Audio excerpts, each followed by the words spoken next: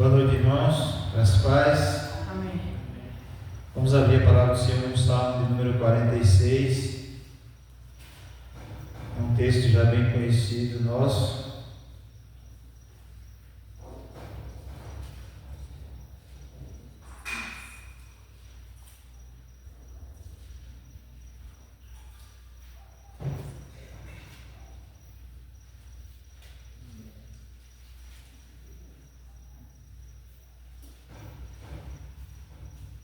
Amém?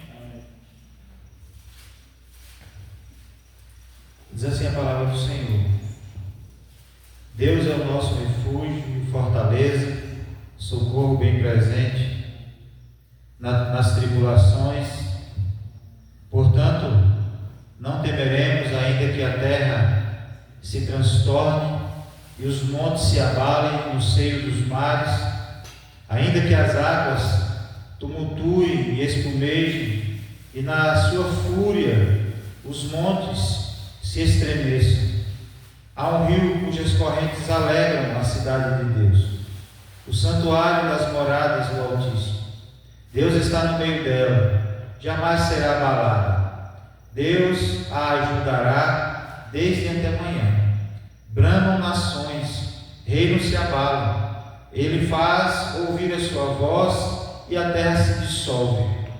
O Senhor dos exércitos está conosco. O Deus de Jacó é o nosso refúgio. Vinde, contemplai as obras do Senhor, que assolações efetuou na terra. Ele põe termo à guerra, até os confins do mundo. Quebra o ar, despedaça a lança, queima os carros no fogo. Aquietai-vos e sabeis que eu sou Deus. Sou exaltado entre as nações, sou exaltado na terra. O Senhor dos exércitos está conosco. O Deus de Jacó é o nosso refúgio. Amém? Irmãos, nós não estamos aqui porque a vida é fácil. Nós estamos aqui muitas vezes nós encontramos pessoas dentro da igreja porque às vezes a vida está difícil. Quantas vezes você já viu pessoas que estão passando por apuros e as pessoas buscam refúgio na casa do Senhor? Mas é justamente em tempos assim, irmãos, que a palavra de Deus aponta para uma verdade muito maior, de que Deus não apenas vê as nossas dificuldades, Ele está conosco, Ele é o nosso refúgio dentro das dificuldades. Talvez, irmãos, alguns tenham chegado hoje aqui cansados, alguns sobrecarregados, com lutas internas ou lutas externas, situações difíceis. Outros talvez até está vivendo um tempo bom de sua vida, um momento mais leve, um momento de paz. Mas, irmãos, a todos nós, a direção do Senhor é a mesma, tanto para aquele que está passando por aflição, como aquele que está tudo tranquilo, tudo em paz. A direção que o Senhor nos dá é a mesma, é não olhar para as circunstâncias, não olhar apenas para as circunstâncias, mas para aquele que governa sobre as circunstâncias. Porque a gente corre o risco de achar que é só os momentos difíceis, né? Mas nos momentos bons também. A gente viu semana passada Salomão vivendo um momento de paz, mas mesmo assim, por causa desse momento de paz, Salomão começou a depositar em vez de botar sua confiança em Deus, depositou sua confiança na sua própria sabedoria, nos bens que conquistou, nas obras que conquistou. E na verdade a gente tem que olhar sempre, não importa as circunstâncias, para aquele que governa todas as coisas. Então que esse culto, irmãos, seja um momento em que o nosso coração se aquiete diante de Deus, que Ele nos ensine a confiar nele. Amém. Obrigado. 2 copos. Tanto quanto as coisas, Ele nos ensina a confiar nele, tanto quanto as coisas difíceis, quanto nas situações em que a gente consegue tirar de letra, mas, irmãos, o que nós precisamos ter consciência é que a graça de Deus, ela nos sustenta. Até mesmo as circunstâncias adversas são permitidas por Deus, mas o que nos é suficiente é a graça do Senhor. Paulo clamou a Deus para que ele tirasse o espinho da carne, e ele falou, a resposta de Deus para Paulo foi: olha, Paulo, a minha graça te é suficiente. Da mesma forma para nós, irmãos, a graça do Senhor é suficiente. E por isso, não importa as circunstâncias, nós estamos aqui nessa noite por essa graça do Senhor, e nós vamos prestar um culto agradável a Ele, porque a nossa confiança está nele e não nas circunstâncias. Amém? A nossa confiança está no Senhor, está na força do poder do nosso Deus. Ele está no controle de todas as coisas. Amém? Vamos orar.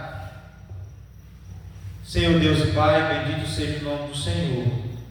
Nós somos gratos ao Senhor, Deus, porque um dia o Senhor abriu os nossos olhos, nos fez compreender a obra de Cristo na cruz pelas nossas vidas. E nós somos gratos ao Senhor, porque agora, ó Deus, nós não olhamos mais para as circunstâncias, mas nós olhamos para Ti. Ó Deus, as lutas elas podem vir, as adversidades elas podem acontecer, mas uma coisa é certa: a direção que o Senhor nos aponta é para o Senhor. O Senhor governa todas as coisas. Ainda que as coisas fujam, ó Deus, do nosso controle, as coisas não saem do teu controle. Isso nos dá, ó Deus, firmeza e confiança no Senhor, porque o Senhor também é o Deus que habita no nosso meio e está conosco, e por isso Tu não és o Deus distante, mas és o Deus de perto, que está perto de nós, que está fazendo de nós morada do Senhor. Louvado seja o nome do Senhor. Ó Deus, pedimos que o Senhor abençoe na ministração do louvor, que o Senhor receba os nossos louvores.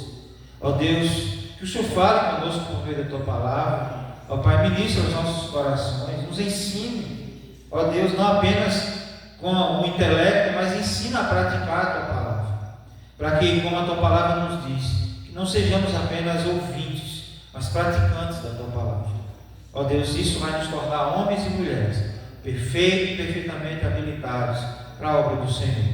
Por isso, ó Deus, nós oramos ao Senhor pedindo isso, que o Senhor fale conosco, ó Deus, nesta noite. Nós oramos assim em nome de Jesus. Amém. Amém. Vamos ficar de pé.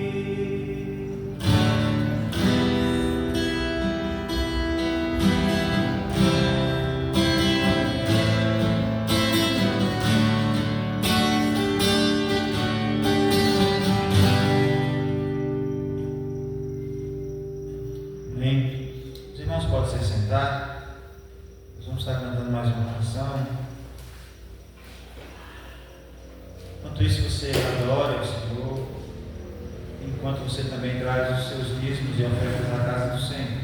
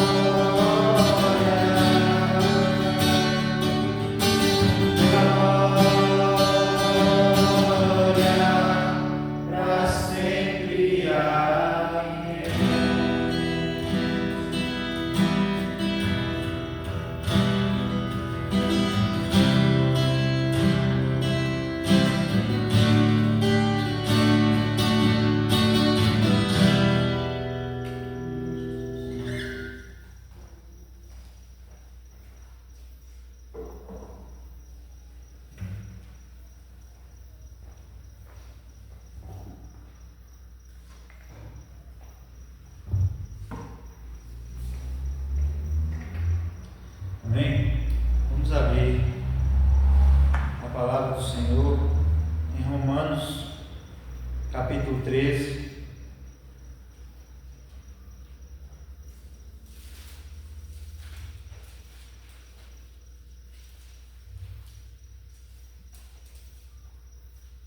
Romanos, capítulo 13.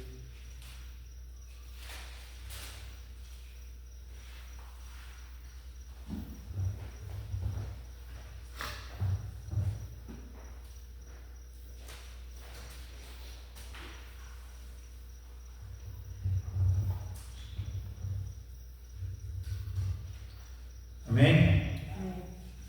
Diz assim a palavra do Senhor: todo homem esteja sujeito às autoridades superiores, porque não há autoridade que não proceda de Deus, e as autoridades que existem foram por Ele instituídas, de modo que aquele que se opõe à autoridade resistem à ordenação de Deus, e os que resistem trarão sobre si mesmos condenação.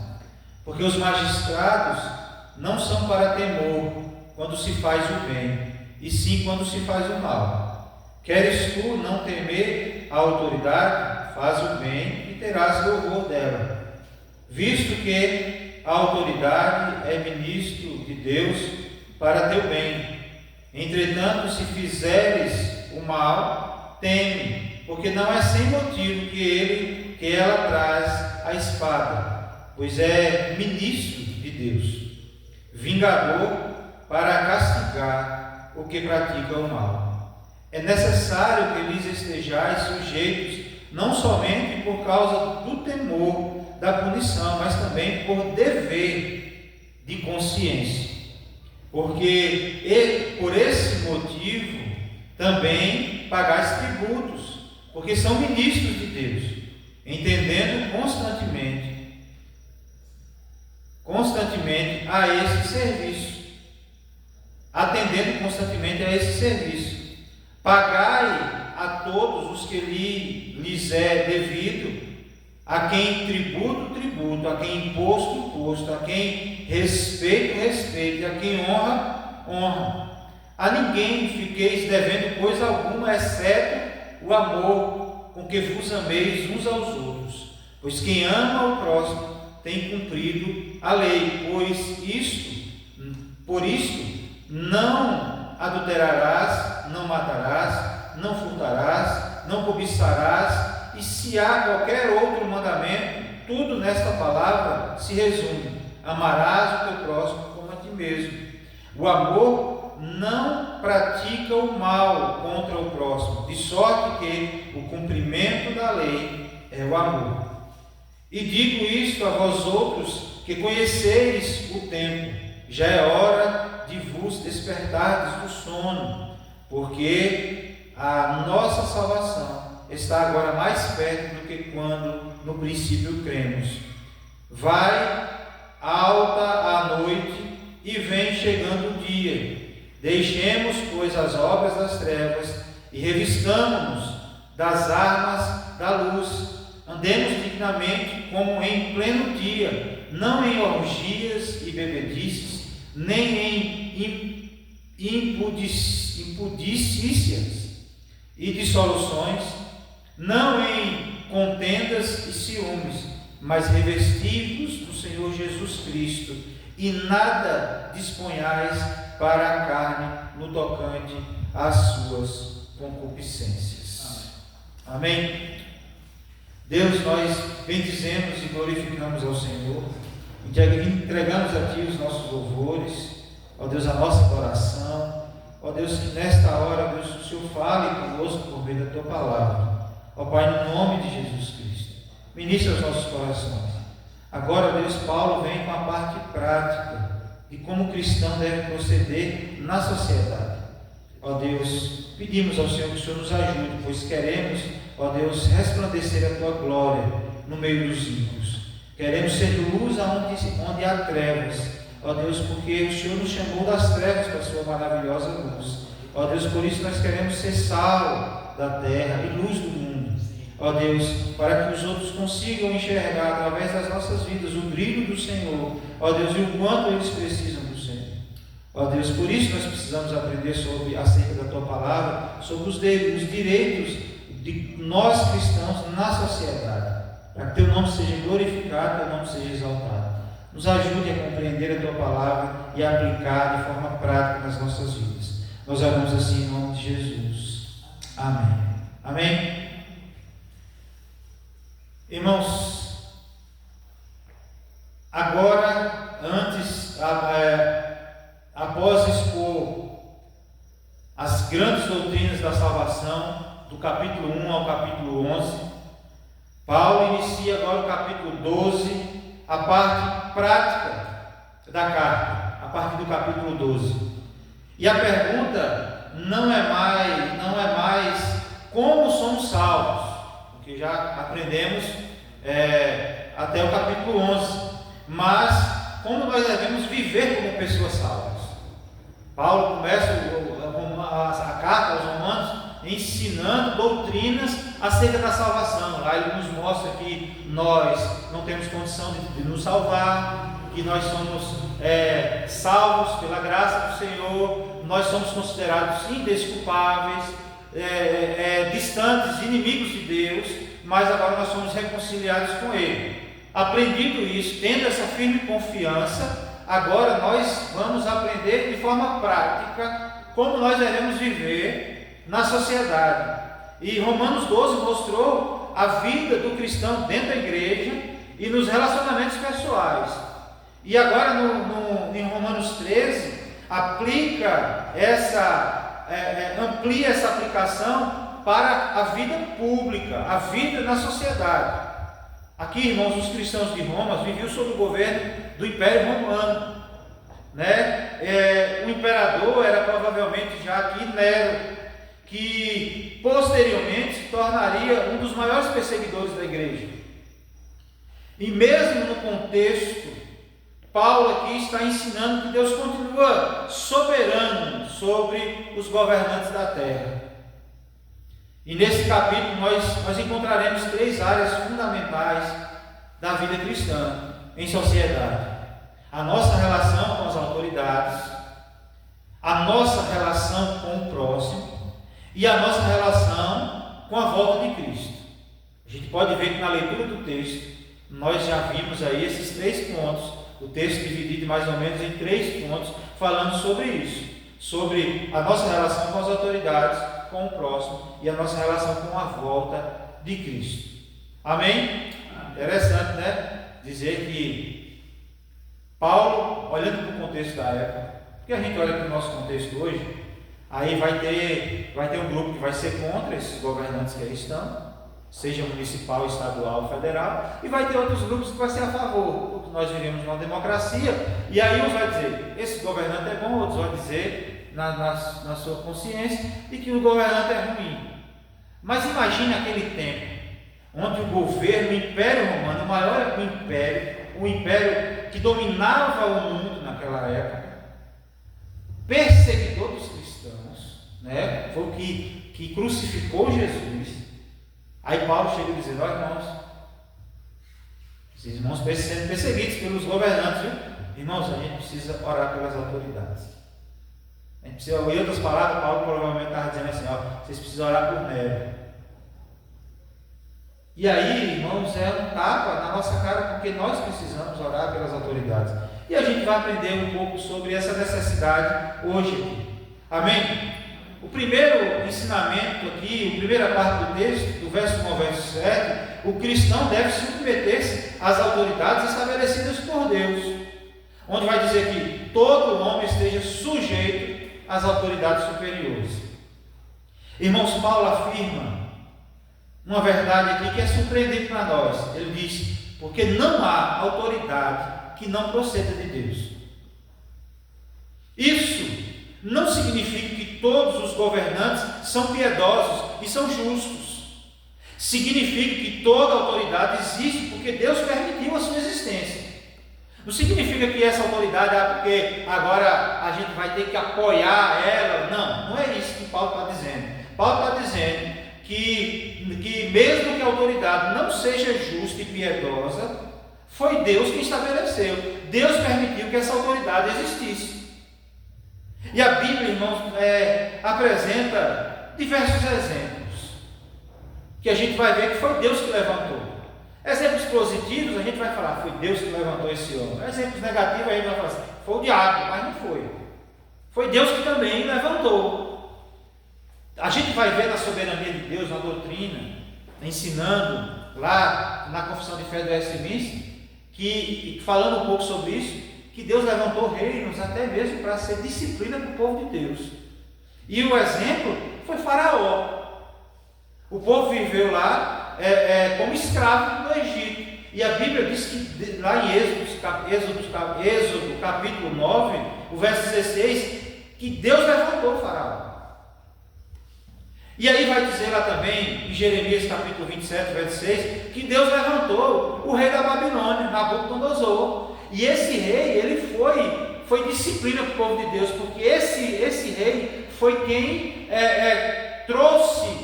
aprisionou o povo de Deus em Israel e levou cativo para a Babilônia. E a Bíblia diz que foi Deus que levantou Nabucodonosor, como no Império Babilônico.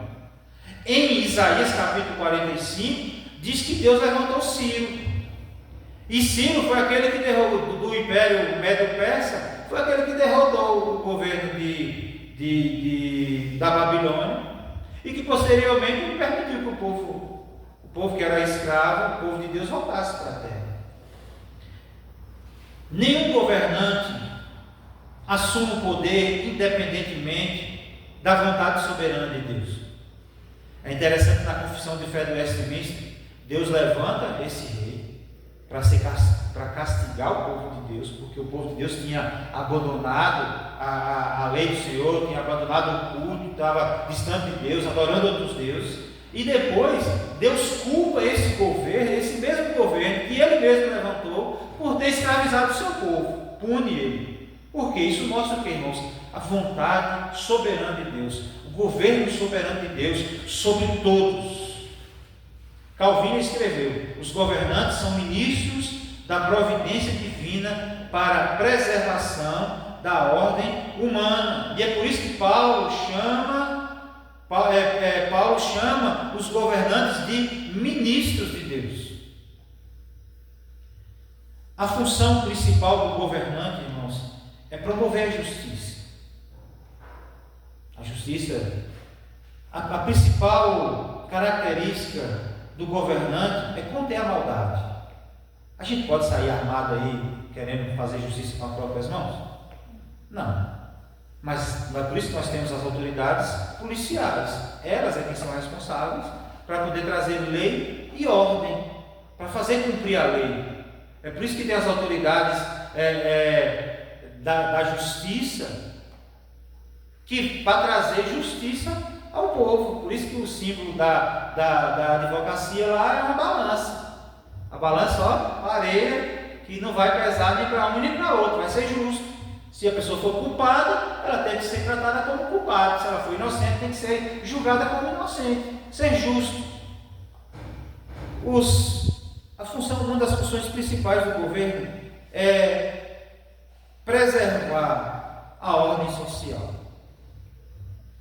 Organizar o Estado, vamos dizer assim. Essa é a função principal do governo.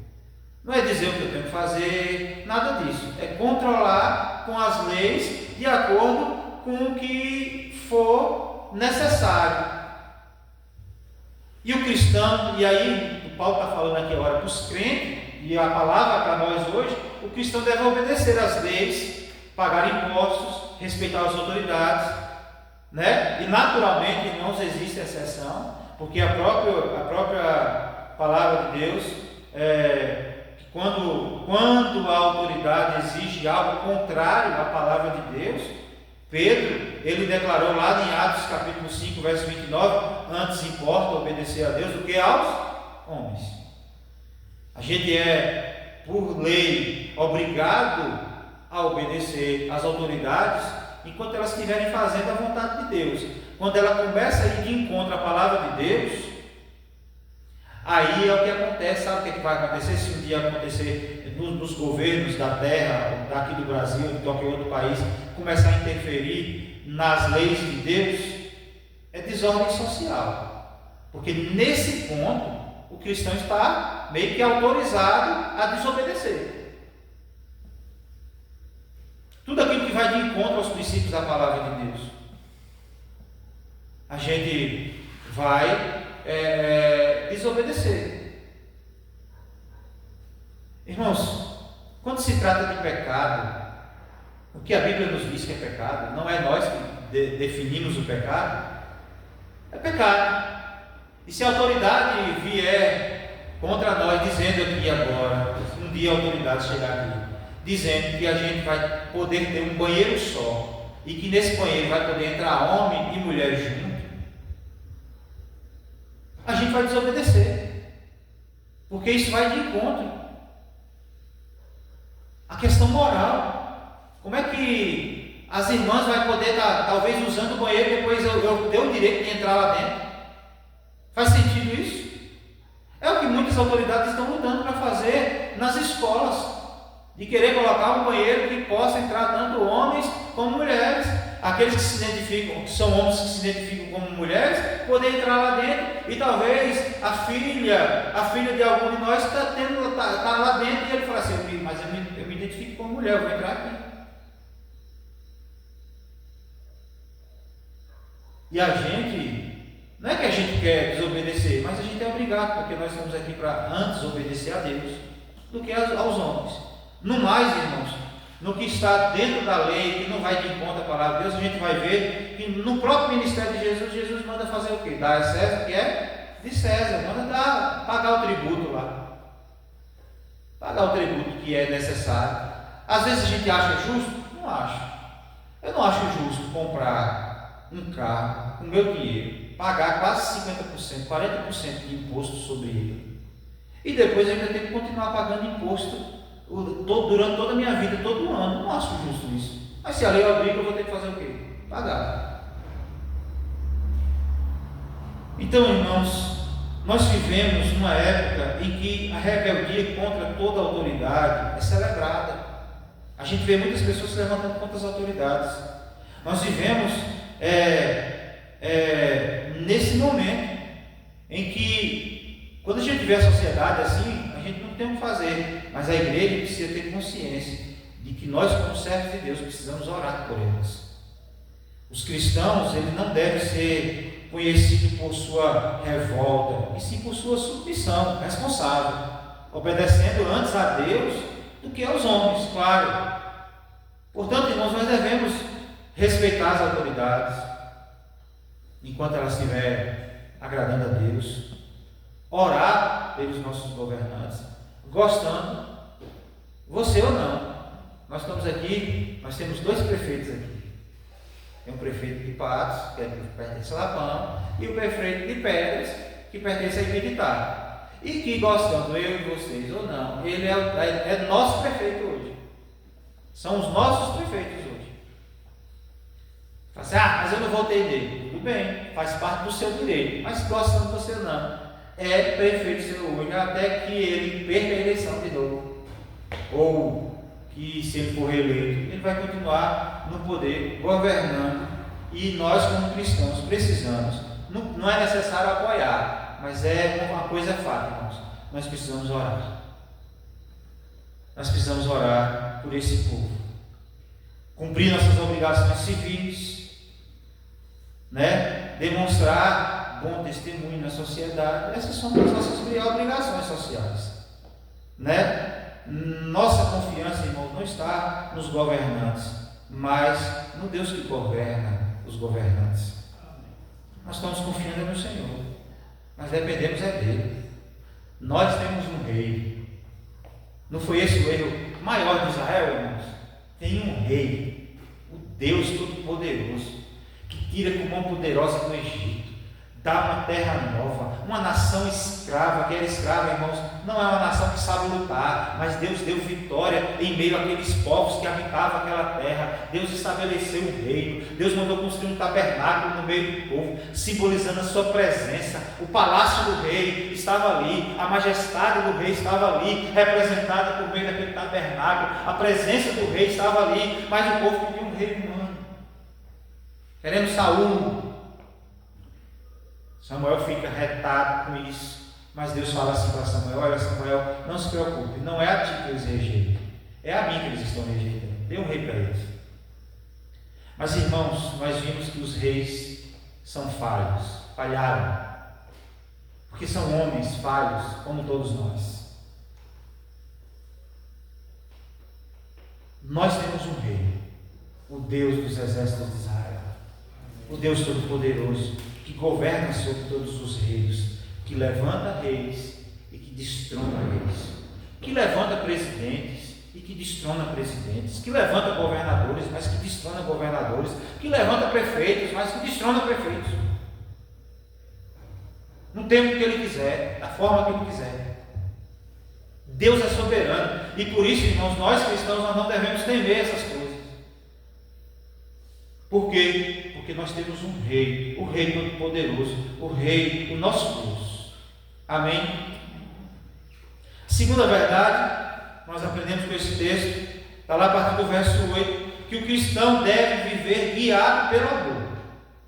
Paulo diz assim: a ninguém fiqueis devendo coisa alguma, exceto o amor.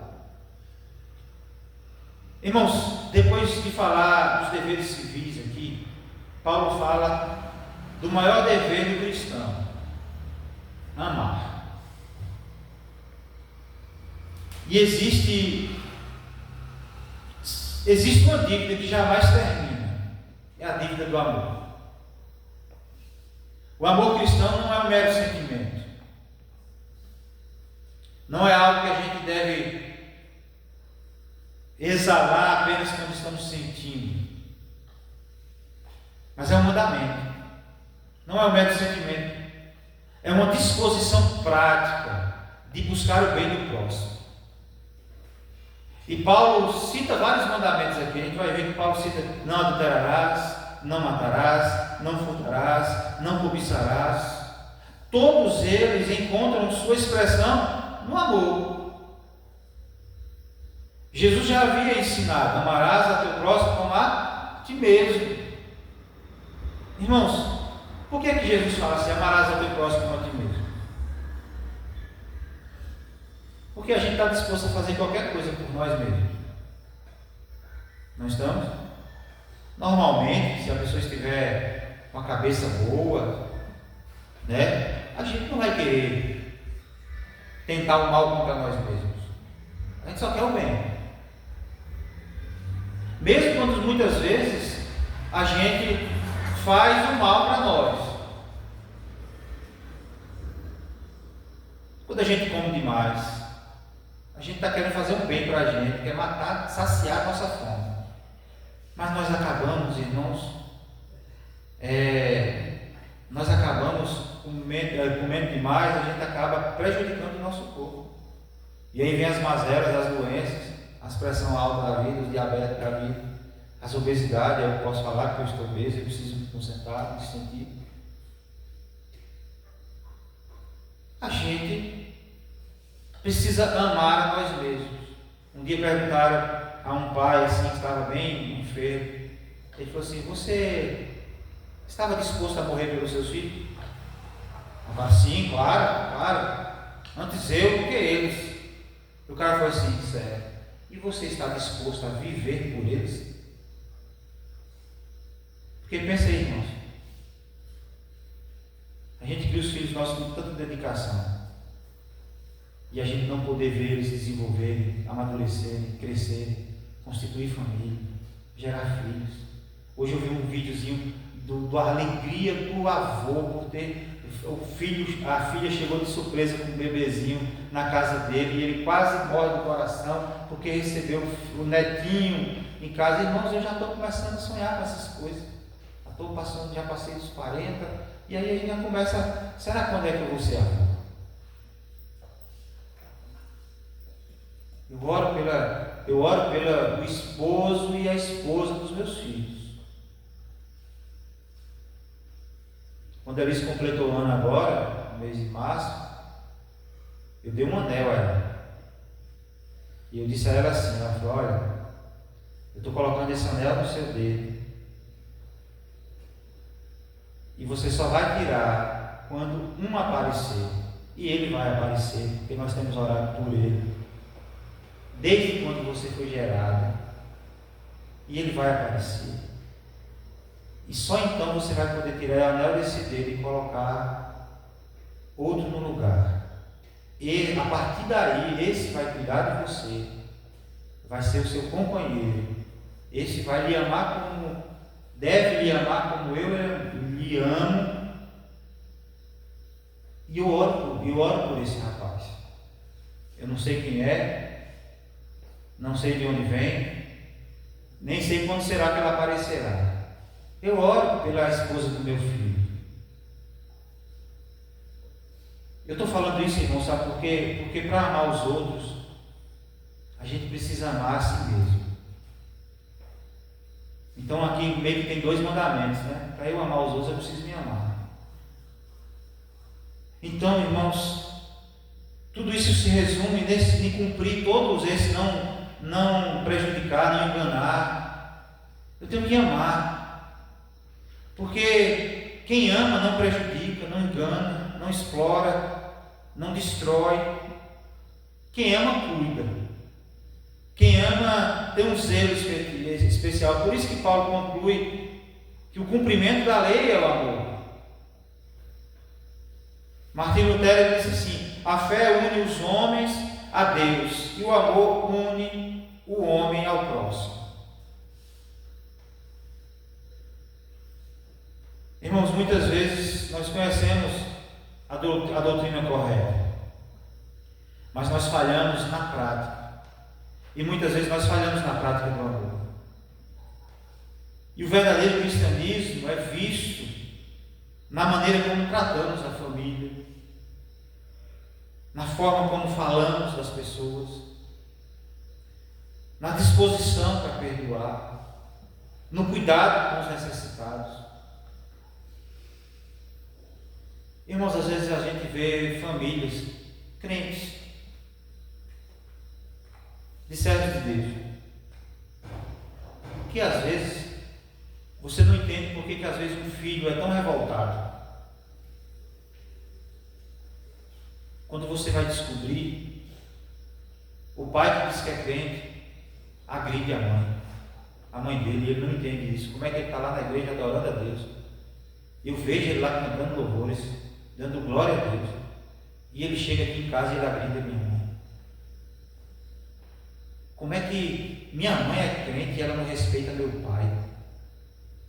E às vezes a gente não entende porque muitos filhos são tão revoltados com a igreja, com a família, porque, irmãos, não é o que, às vezes não é o que ele vê dentro da igreja, é o que ele vê dentro da sua casa.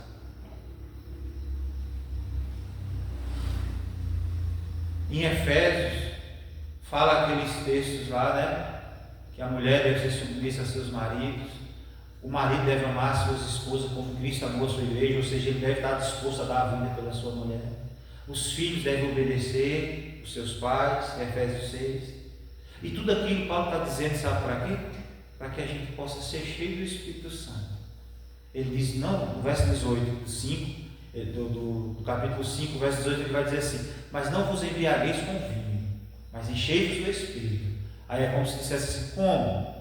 Amando os maridos, amando as esposas sendo submissas aos seus maridos, os filhos sendo obedientes aos pais, os pais não causando a ira aos filhos. E aí Paulo começa, não muda de assunto, Paulo está dizendo a mesma coisa. Para ser cheio do Espírito Santo é preciso ter testemunho, não apenas dentro da igreja, mas dentro de casa. Não apenas ter testemunho dentro de casa, mas no meio da sociedade, obedecendo às lideranças, orando por elas, cuidando dos necessitados, tendo disposição para perdoar aquele que te ofende. Irmãos, o amor é a evidência visível da obra invisível de Deus em nossos corações. Aquele que não ama não conhece a Deus. Porque Deus é amor. O amor é essa evidência, a evidência visível da obra invisível de Deus em nós. Quem tem a consciência de quem foi muito perdoado, muito ama. Porque sabe o quanto, reconhece o quanto nós estávamos perdidos, e o amor de Cristo. Ele nos amou tanto que entregou a sua vida ao nosso favor. Quem reconhece isso, sabe que é muito amado. E quem sabe que é muito amado, muito perdoado, muito ama. Irmãos, a pergunta importante para as nossas vidas nesta noite é: as pessoas ao meu redor percebem o amor de Cristo através da minha e da tua vida?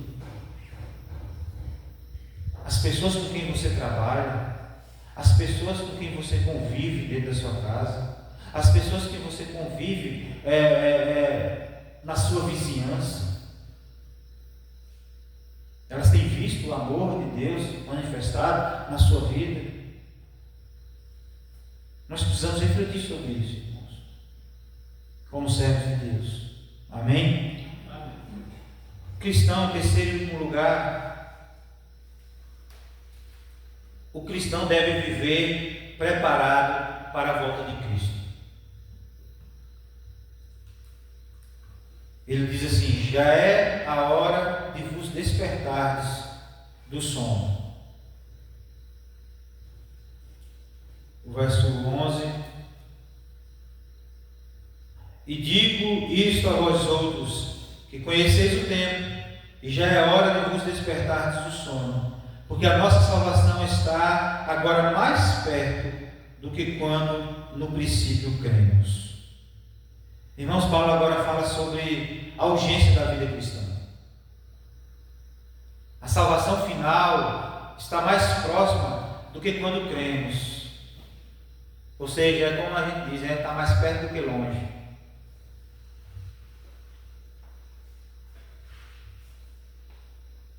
Cada dia nos aproxima da volta de Cristo. E é por isso ele usa três figuras aqui. A primeira figura que ele usa é o despertar do sono espiritual. Ele diz: há crentes acomodados, crentes distraídos, crentes espiritualmente sonolentos. E Paulo diz: acordem. Irmãos, essa frase, essa palavra foi escrita há quase 2000 anos atrás. Se Paulo já considerava estar perto, e agora? 2000 anos depois. Paulo diz: acordem, o tempo é curto, Cristo vai voltar. Irmãos, isso é a maior certeza que nós temos. A gente não sabe, a pergunta não é quando ele a pergunta não é Cristo voltará, a pergunta é quando ele voltará. A gente não sabe, mas Cristo está às portas. A gente precisa, como igreja do Senhor, acordar, porque muitas vezes nós estamos sonolentos, e é tempo de acordar, e não apenas ser ouvintes, mas praticantes da palavra de Deus. É isso que Paulo está dizendo. A outra figura que Paulo usa tem a ver com abandonar as obras das trevas. Ele diz: deixemos as obras das trevas. E ele cita orgias, bebedeiras, imoralidade sexual, dissensões, invejas. Tem gente que diz que a Bíblia não diz que não pode beber, né? Aí, bebedeiras é o quê?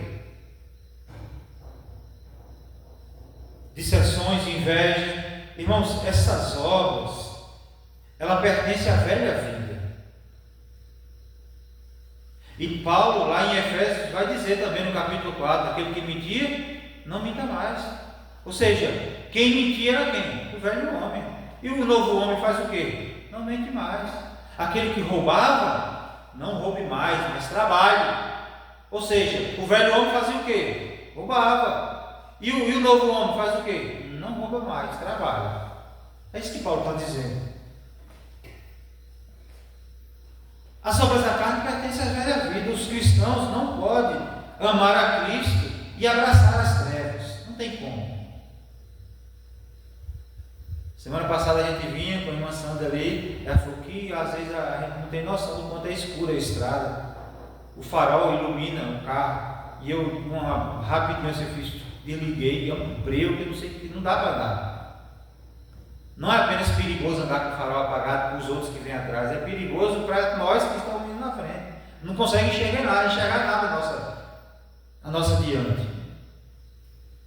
Porque, irmãos, aonde as trevas chegam, ou a luz chega, as trevas se dissipam.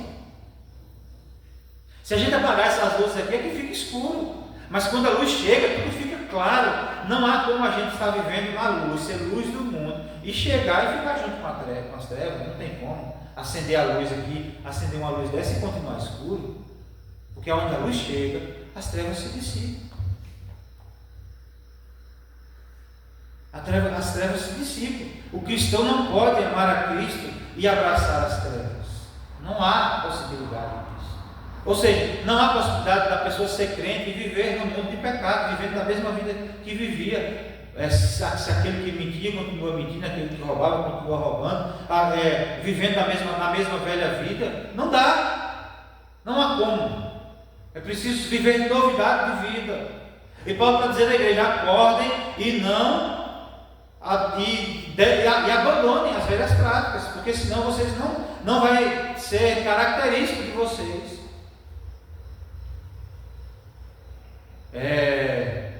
Não vai ser característico de um crente. As pessoas não vão olhar para você como um crente. E por último, irmãos, a figura que Paulo usa tem a ver com o vestir-se de Cristo. Ele diz: revestir-vos do Senhor Jesus Cristo. A figura aqui é como se fosse uma roupa. Todos os dias nós devemos vestir o caráter de Cristo. Sua santidade, sua humildade, a sua pureza, a sua obediência. Nós devemos ser como Ele. Não foi assim que em Antioquia os cristãos foram chamados de cristãos pela primeira vez? De pequenos cristos? Olha, são pequenos cristos, porque eles andam, eles falam, se vivem da mesma forma que o seu mestre vivia. É como se fosse um pequenininho. Jesus é o grandão, mas é como se fosse pequenininho. Por isso Deus derivou-se a palavra cristãos. Hoje parece que banalizou a palavra cristão, todo mundo é cristão agora. Mas o cristão não deve se parecer com Cristo, deve se revestir do Senhor Jesus Cristo, ser parecido com Ele.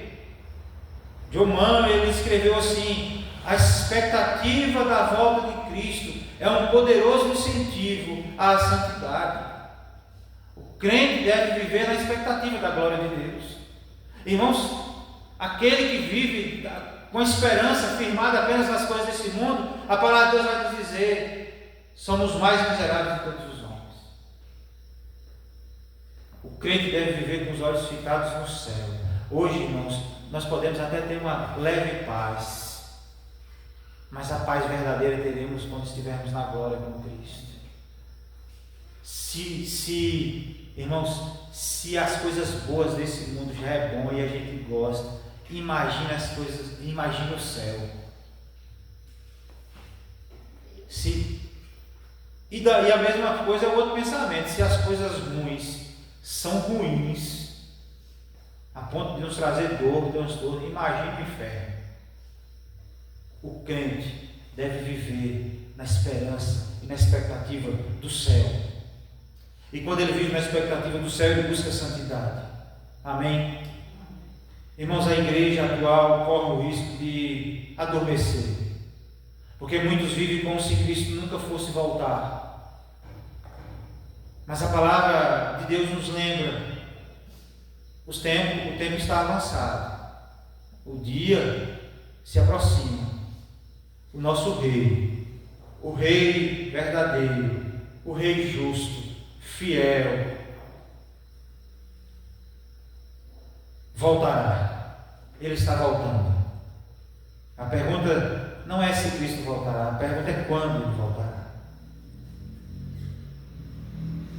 E quando ele voltar, ele nos encontrará vigilantes.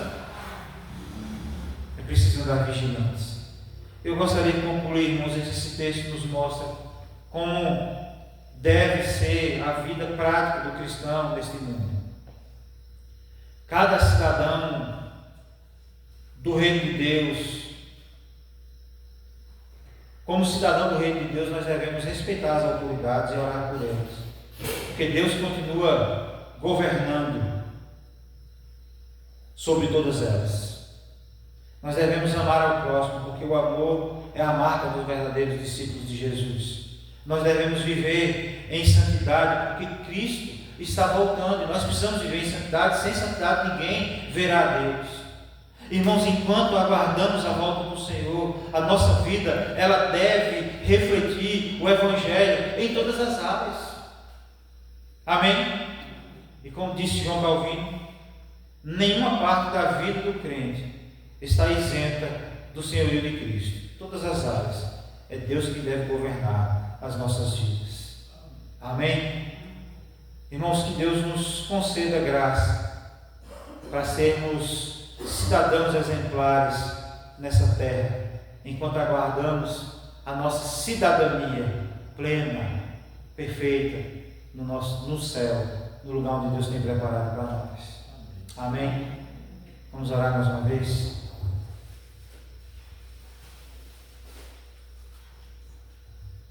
Senhor Deus e Pai, eis aqui, ó Deus, a Tua palavra. E de forma prática, a qual ensina os cidadãos de Roma e a nós essa noite, como nós devemos lidar com as autoridades, a nossa relação com as autoridades. Devemos orar por elas, porque nós temos a consciência que a nossa maior autoridade é o Senhor. Ó Deus, o Senhor governa sobre todas as autoridades. Ó Deus, a Tua palavra nos ensina sobre a relação com o próximo. Nós devemos amar o nosso próximo. A característica do cristão é o amor. A evidência de uma verdadeira salvação e transformação é o amor, Deus. Ensina também sobre a nossa relação com a vinda de Cristo. Nós devemos estar atentos, vivendo em santidade, na expectativa da sua vinda. Não sabemos quando o Senhor voltará, mas temos a convicção de que o Senhor voltará. Ó Deus, e queremos estar prontos, aguardando a vinda do Senhor. Nos fortaleça, nos santifique, nos ajude, ó Deus, a viver de forma íntegra, ou seja, em todas as áreas das nossas vidas, amorosa, social, como cidadão, como marido, como esposa, como filho. Ó Deus, seja exemplar, pois somos servos Teus. Nos ajude, ó Deus, em nome de Jesus Cristo e para a glória do Senhor Jesus. Amém. Amém? Que o Senhor nos abençoe, em nome de Jesus.